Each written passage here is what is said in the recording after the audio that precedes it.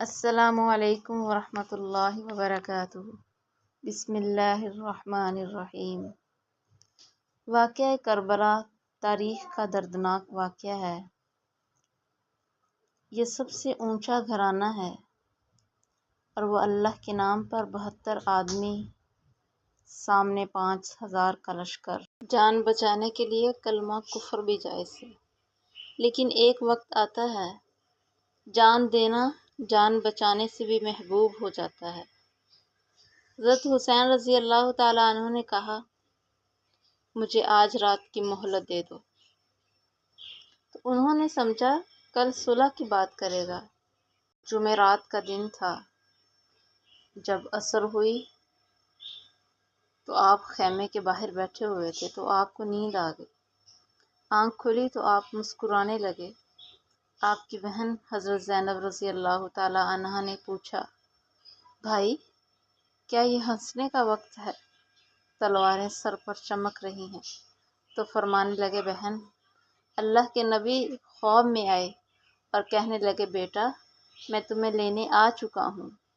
ہاں، میرا نبی فرشتوں اور صحابہ کے ساتھ پیارے حسین کا استقبال کرنے آئے۔ رات کو سب ساتھیوں کو اکٹھا کیا اور کہا، دیکھو ان کو صرف میری جان مطلوب ہے۔ رات کے اندھیرے میں سب نکل جاؤ، میں اکیلا ہی اللہ کے حضور حاضر ہو جاؤں گا۔ تو سب نے کہا، ہمارا جینا بھی آل رسول کے ساتھ، ہمارا مرنا بھی آل رسول کے ساتھ۔ حضرت سعید بن عبداللہ ایک نوجوان تھے۔ وہ کھڑے ہوئے اور کہنے لگے، اے حسین، میری ایک جان ہے جو ایک ہی وار پر ختم ہو جائے گی۔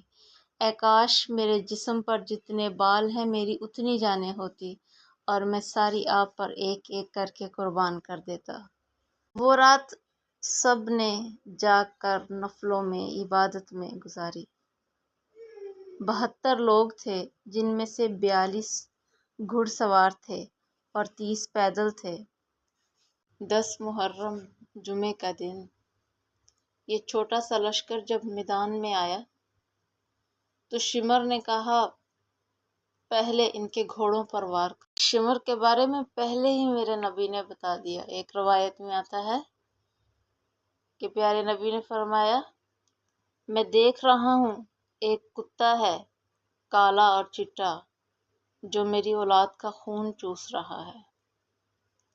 یہ شمر کالے رنگ کا تھا اور اس کو پھر بحری کی بیماری تھی، جس سے اس کے جسم پر نشان بنے ہوئے تھے، کالے اور چٹے۔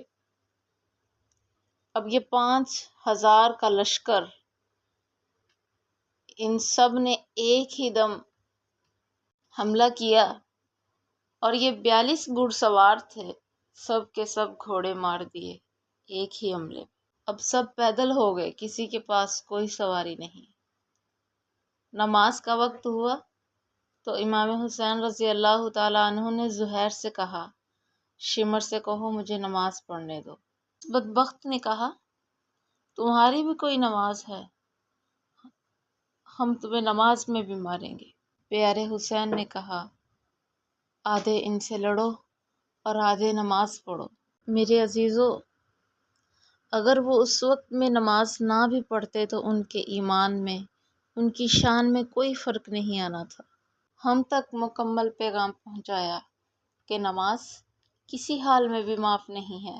ہمارے لیے گنجائش ہے نماز چھوڑنے کی، کہ ہم ڈیوٹی کر رہے تھے، ہم کام کر رہے تھے، ہم کھانا بنا رہے تھے، ہم مصروف تھے۔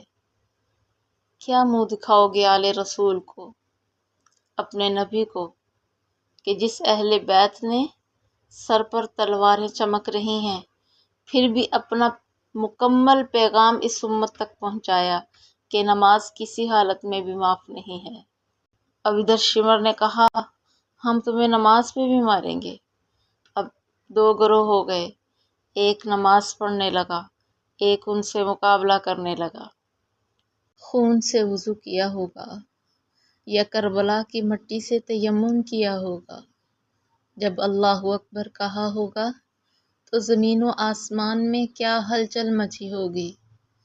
سجدے میں سر رکھا ہوگا، تو تحت ثری تک زمین کی کیا چیخیں بلند ہوئی ہوں گی، کیا فرشتوں کی آہ و بکا ہوئی ہوگی۔